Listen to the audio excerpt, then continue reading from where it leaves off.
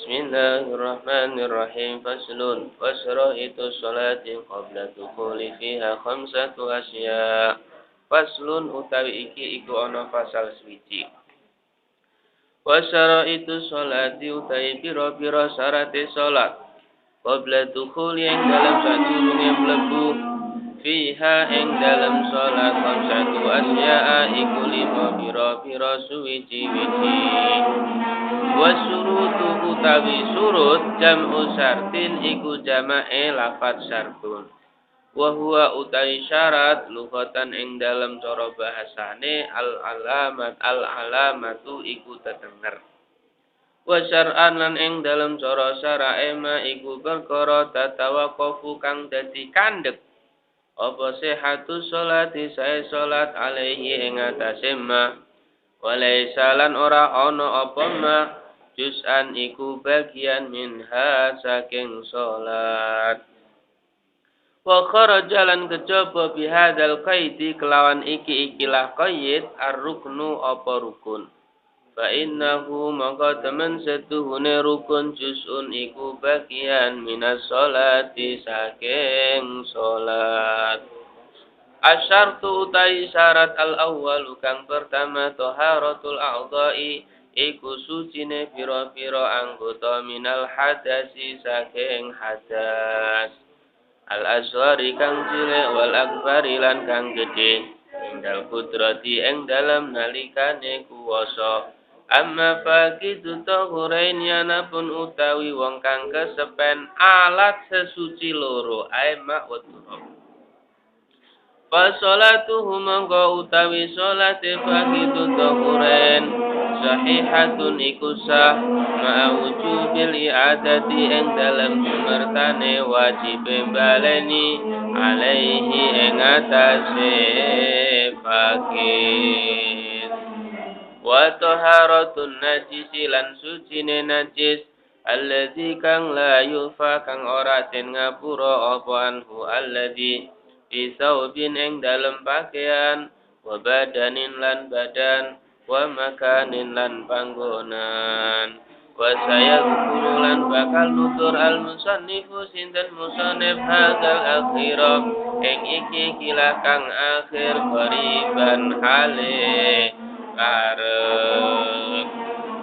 Ya, sekarang menerangkan tentang syarat sahnya sholat. Syarat sahnya sholat adalah perkara yang menjadikan sah dan tidaknya sholat tersebut, tetapi bukan termasuk bagian dari pekerjaan atau ucapan sholat. Misalnya, yang pertama di sini syaratnya sholat adalah suci dari hadas atau yang kita sebut dengan berwudu, ya kan? Wudu. Wudu ini orang sholat tanpa wudu sah apa tidak? Tidak sah kan? Tapi orang sholat sambil wudu sah apa tidak? Ya tidak. Batal sholatnya sholat ke wudu. Ya kan? Wudunya sebelum sholat. Setelah sholat tidak boleh wudu. Kalau sholat sambil wudu ya batal sholatnya. Kenapa? Karena wudu ini termasuk syarat sahnya sholat yang itu tidak termasuk pekerjaan sholat. Kan begitu kan? Orang sholat tanpa wudhu tidak sah, tapi sholat wudhu batal, kan begitu kan? Karena sholat harus anteng, tidak boleh berpaling dari arah kiblat, tidak boleh melakukan pekerjaan 3 kali berturut-turut. Lah kalau dia wudhu, ya apa nanti, ya kan? Nah, begitu karena wudhu termasuk syarat. Syarat itu bukan termasuk bagian daripada sholat. Tapi harus ada sebelum sholat.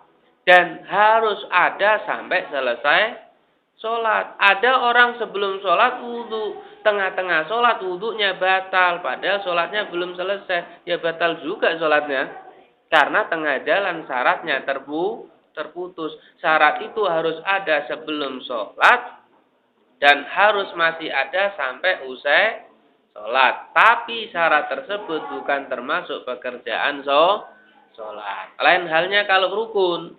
Kalau rukun itu adalah juz'un minha, bagian daripada sholat. Misalnya syaratnya rukunnya orang sholat adalah membaca Fatihah. berarti nanti tengah-tengah sholat dia baca Fatihah, tidak batal sholatnya. Tapi kalau dia tidak baca Fatihah, malah sholatnya tidak sah. Karena rukun adalah bagian daripada pekerjaan atau ucapan sholat. Seperti itu ya. Dah.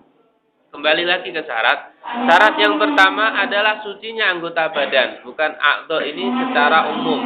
Tapi yang dimaksud anggota badan suci dari hadas.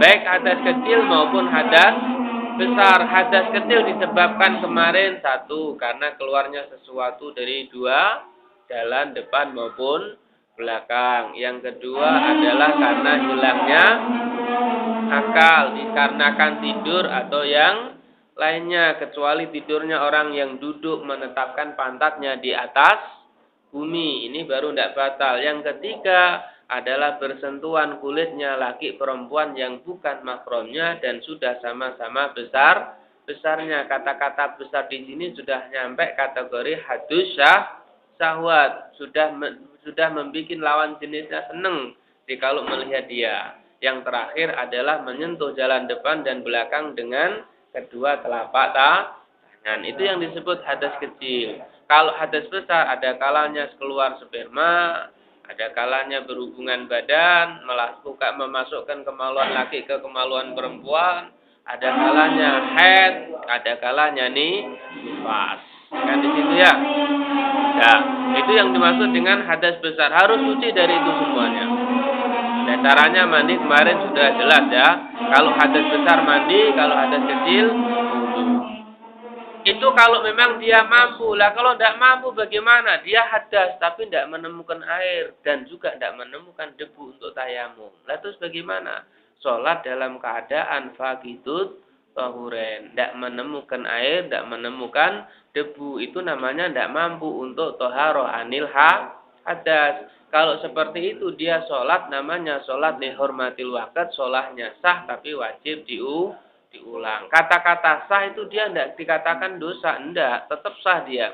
Misal, ini Zaid orangnya di dalam penjara, di ruang isolasi, 1 kurung 2 kali 2 meter, dia dikurung di situ beberapa hari, makan ya di situ, buang air ya di situ, tidur ya di situ. Naudzubillah Allah ya fatu masa-masa tahanan katanya gitu. Kalau kasusnya agak besar sebelum dia dipindahkan ke sel di ruang tahanan isolasi semacam itu. Dia pakaiannya yang dipakai itu tidur ya di situ, makan ya di situ, buang air besar kecil ya di situ. Nah kalau dia buang air besar di situ kan semuanya najis, pakaiannya najis ya kan? Tempatnya ya najis, air ya ndak ada, debu ya ndak ada. Nah terus kalau sholat bagaimana? Misalnya tahanannya sholat ini. Misalnya, tahanan sholat ya. Biasanya sholatnya ketika di tahanan, nanti sudah di luar tahanan ya utlah lagi sholatnya. Libur, ya kan? Kalau dia rajin sholat, tidak mungkin jadi tahanan, ya kan? Tidak mungkin dia berbuat yang ndak kan gitu. Nah, orang yang semacam itu saatnya sholat toh. Keadaan dia najis ya tidak apa-apa. Keadaan dia tidak wudhu ya tidak apa-apa karena tidak menemukan air. Keadaan dia tidak tayamum ya tidak apa-apa karena memang tidak menemukan debu. Dan terus bagaimana? Pokoknya asal sholat. Cuman nanti suatu saat kalau dia sudah menemukan alat sesuci dengan sempurna, sholatnya diulang lagi. Misal zuhur, yusolli fardhu zuhur raka'atan nilai ta'ala Allahu akbar, sholat zuhurnya sah. Tapi dicatat sama dia zuhur 1. Nanti kok dia bebasnya dari sel isolasi tadi misalnya seminggu kemudian berarti dia punya utang 1 minggu kan? Itu diulang semuanya. Usolli fardhu zuhur raka'atan lillahi adaan lillahi ta'ala, harus pakai adaan bukan qadhaan. Itu bedanya orang mengulang sama mengqadha. Kalau i'adah tidak usah ada qadhaan, tapi kalau mengqadha harus ada qadhaan. Kalau ada qadhaan berarti orang yang melakukan itu dihukumi dosa kalau tanpa ada uzur yang menjadikan dia qadha. Tapi kalau ada mutlak dia tidak dosa. Adanya dia melakukan ada walaupun sholat zuhurnya dilakukan waktunya isya malam. Namanya tetap ada karena mengulang dia itu tidak ada hukum dosa. Karena tadi sudah sholat lihurmatil waktu. Nah, sholat lihurmatil waktu ini tidak usah disebut dalam niat. Usolli fardhu dzuhri arba'a raka'atin. Lihurmatil waktu lillahi ta'ala. Tidak usah, lihurmatil waktunya hanya istilah fuqaha saja. Tidak usah disebut di dalam niat. Hanya istilah fuqaha saja. Di situ ya. Ya. Kemudian harus suci dari najis. Baik itu dalam badannya dia, pakaiannya dia, maupun tempatnya dia. Lah nanti akan dibahas di situ. Yang najisnya, najis yang tidak dimakfu. Lah najis yang dimakfu apa? Misalnya, najis yang tidak bisa dilihat oleh mata. Kita ke kamar mandi, kadang-kadang ada percikan air kecil ya, baul ya, kena ke badan atau ke pakaian kita, ke sarung kita. Asal mata kita tidak melihat najis itu air kencing mercik ke pakaian atau ke badan kita, maka itu hukumnya najis tetap dimakfu. Itu masih makfu itu, tidak apa-apa. Di antara lagi najis yang makfu adalah darah kita sendiri yang keluar tanpa ada unsur kesengajaan dari kita, walaupun banyak dimakfu. Contoh misalnya apa ya? Ada orang jalan misalnya tahu-tahu dia pakai muzah tapi kesesetkan terus kakinya berdarah, kan keluar darah kan, dia tidak menyadari itu. Lah darah yang semacam itu hukumnya dimakfu, cuman kalau pakai muzah sih harus dicopot ya. Seandainya sholat dengan wudhu dimakfu. Kenapa? Karena darah sendiri, walaupun banyak dimakfu karena darah sendiri, karena kita sulit alasannya lisu'ubatil ihtiras anidda. Kalau kita darahnya sendiri kemana-mana kita bawa darah, kita disuruh menjaga diri kita tidak kena darah kita sendiri itu sangat sulit. Sehingga dimakfu untuk darah kita walaupun banyak. Begitu juga darahnya nyamuk. Darahnya nyamuk itu hakikatnya darah kita karena nyamuk tidak punya darah. Dia menghisap dari darah kita, dikeluarkan, hisap depannya belakang keluar ya gitu nyamuk. Nah gitu, itu makfu walaupun bintik-bintik banyak merah. Nah itu dimakfu. Yang kalau darahnya orang lain tuh sedikit, itu asal sedikit dimakfu, kalau banyak enggak. Misal kita nyembelih ayam kena percikan darahnya ayam, itu kan darahnya bukan darah kita kan, darah makhluk lain kan. Nah itu dimakfu asal sedikit, tidak kalau banyak. Di antara lagi yang dimakfu kalau kita jalan di pedesaan, di situ banyak semua penduduknya itu menernak binatang, ya kambing, ya sapi, ya kerbau, sampai jalan rayanya ini aspalnya aspal kotoran. Aspal kotoran. Ya, aspal apa namanya itu? Aspal kotoran ini, kotoran kambing, kotoran sapi. Nah, jadi aspalnya aspal itu sudah. Kan tidak mungkin kita menghindar. Lagi hujan bisa. Kita menghindar kemana? Apa kita harus jalan pakai egrang, Bu? Tinggi itu. Kan tidak mungkin juga kan? Nah, kita jalan sudah. Kaki kita najis, sarung kita najis, tidak apa-apa, dimakfu. Alasannya li su'ubatil ihtiras. Karena sulit untuk menjaga tidak terkena najis. Itu namanya umumul balwa, itu yang dimakfu. Yang selainnya itu yang tidak dimakfu. Itu kalau kena badan kita, kena pakaian kita, sholatnya tidak sah. Ya, wasani utai kang nomor loro satru launil aurati iku nutupi warnane aurat. Kata-kata warna di situ nanti ada makna sendiri ya. Ada warna sendiri. Ingdal kudrati ing dalem nalikane kuwasa walau kana senajan ana sapa sasu awa-awaan khalian iku ing dalem tingkah bersepen di tempat yang sepi au fi zulmatin uta ing dalem tingkah peteng fa in ajaza mengko lamun abes sapa wong an satria saking nutup aurat salat mengko salat sapa wong arian halih uda wala yumi ulan ora isyara sapa wong biruku'i kelawan ruku wa sujudi kelan sujud bal yatimu balik nyempurnaake sapa wong huma ing karone ruku wa sujud wala i'adata lan ora ana jinis balen iku maujud alaihi ing atase wong Wa yakunu lan ana apa satrul aurati nutupi aurat bilibasin iku kelawan pakaian tahirin kang suci. Wa yajibulan wajib apa satruha nutupi aurat aidon halih malih fi ghairi sholati ing dalam saliyane salat anin nasi saking menungso. Wa fil khalwati lan ing dalam khalwati ing dalam panggonan sepi illa li hajatin kejaba krana butuh mining tisalin nyatane saking adus wa nahwihi lan liyane iktisal wa ma satruha napun utai nutupi aurat an-nafsi saking awak dhewe wong. Fala yajibu mongko ora wajib apa satruha lakinnahu tetap ini kelak wong yukrahu ikutin makruhake apa nadru ningaline wong ilaiha maring aurat wa auratu zakari utai aurate wong lanang maiku perkara bena suratihi kang ing dalam antarane wudule zakar perubatihi lan denggule zakar wa kadalan kaya mengkono zakar al ammatu utawi budak wadon wa auratul khurrati utai aurate wadon kang merdeka fi sholati ing dalam salat maiku perkara siwa wajhiha kang saliyane wajah khurra wa kafaiha lan epe-epe lorone khurra zahiran rupa apane zahire wa batinan lan jerone ilal kawaini tumeka maring ukel-ukelan loro amma auratul khurrati ana puntai aurate wadon kang merdeka kharija sholati ing dalem jabane salat fa jami'u badaniha mangko iku sakabehane badane mar'a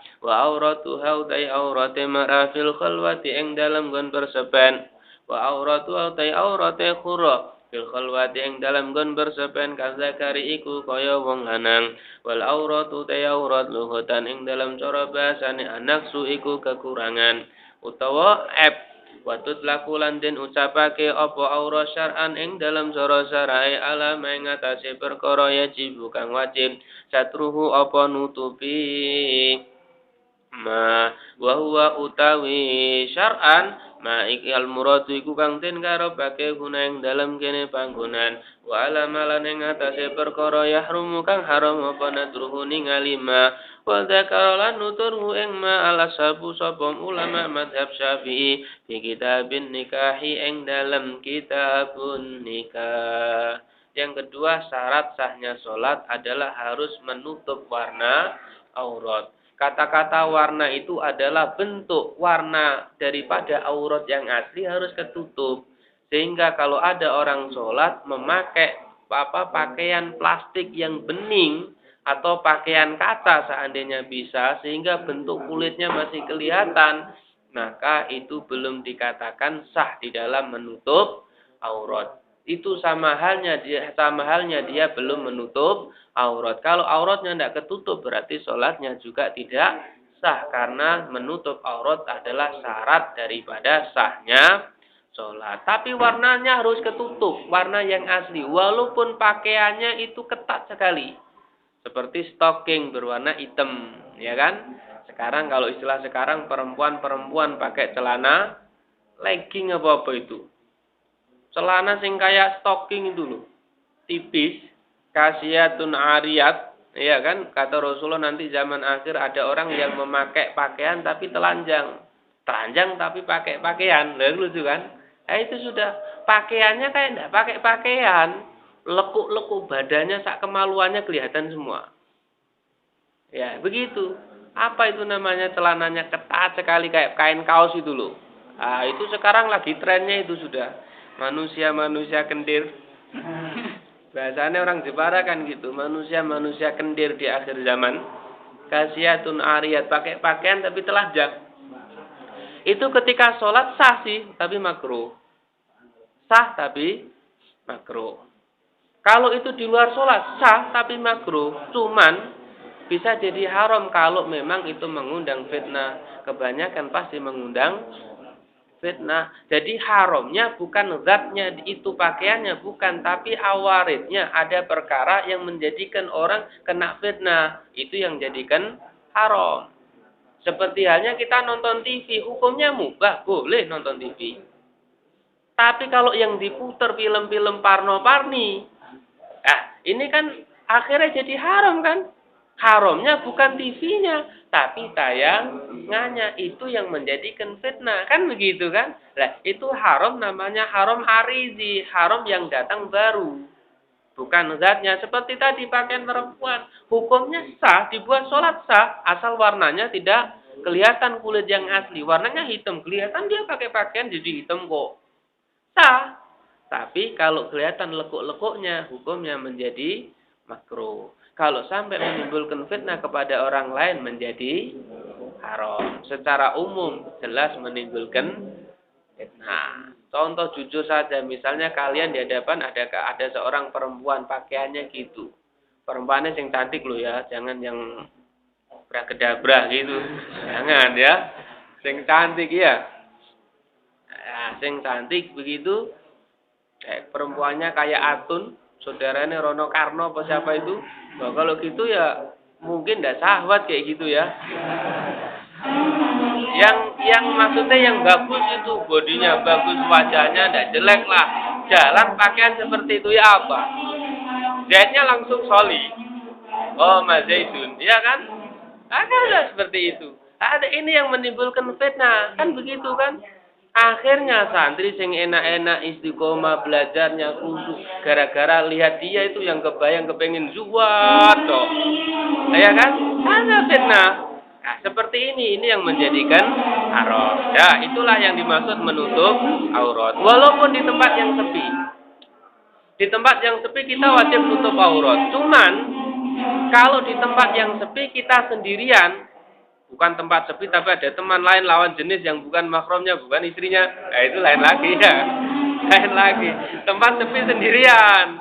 Wah, ini saya di tempat yang sepi kok boleh buka aurat. Tapi ada orang lain ya jangan, bukan sepi lagi itu. Cuma satu tok berdua sama dia ya enggak boleh itu. Sepi sendiri. Itu boleh buka aurat li'atnal gharad di situ.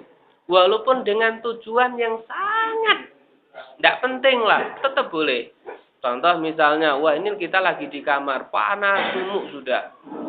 Pakaiannya keringetan. Padahal pakaian di lemari banyak bisa ganti loh ya.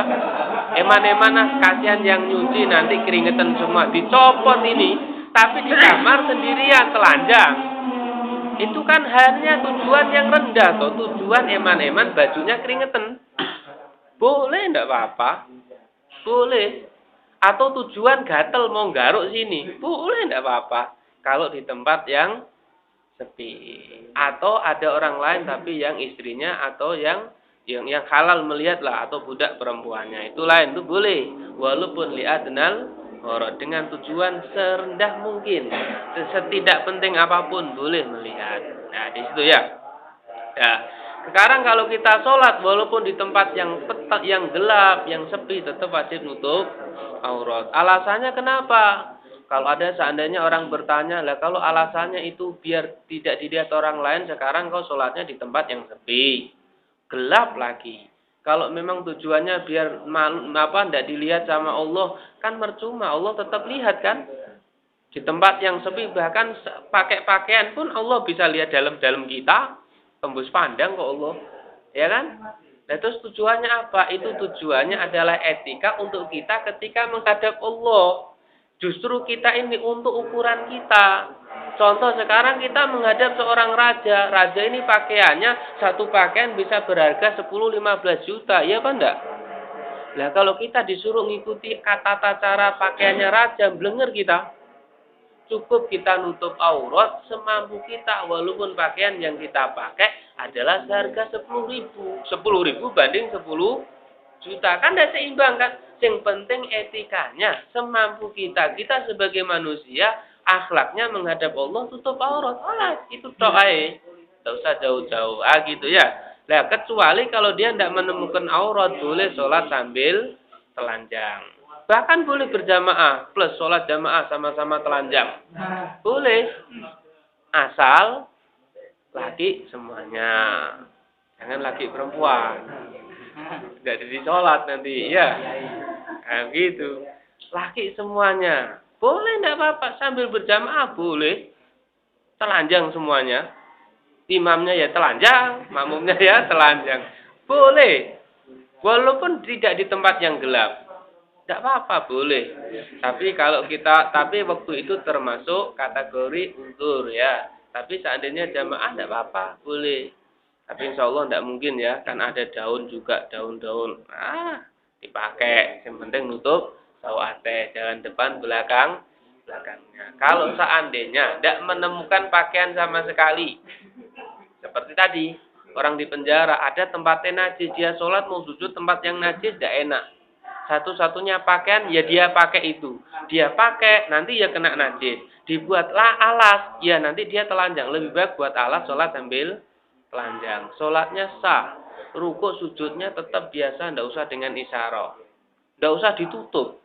Sholat sendirian kok, ya kan? Sholatnya sah, tidak usah mengulang kalau syarat rukun yang lain sudah ditetapi. Begitu ya. Nah, begitu. Sekarang membahas auratnya. Auratnya orang laki sekarang, diperinci. Orang laki auratnya di sholat cuman mabena surah barubah antara pusar sampai lutut. Tapi pusar sampai lutut wajib ditutup. Kenapa? Karena kita tidak bisa menutup hanya batas di atas lutut tanpa menutup lututnya. Begitu juga pusarnya. Kenapa? Karena kita bergerak nanti sholat. Sehingga di situ masuk kategori bab ma la yatimul wajib illa bi fawal wajib. Kan gitu, wajib ditutup ini lututnya. Ini ketika sholat.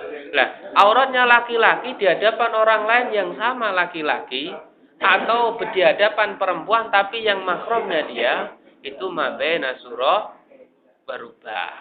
Paham ya? Mabena surah warubah. Auratnya laki-laki ketika sendirian ya juga sama mabena surah warubah. Cuman tadi boleh melihat auratnya tapi makruh atau boleh membuka aurat dengan tujuan tidak penting serendah mungkin, boleh tidak apa-apa.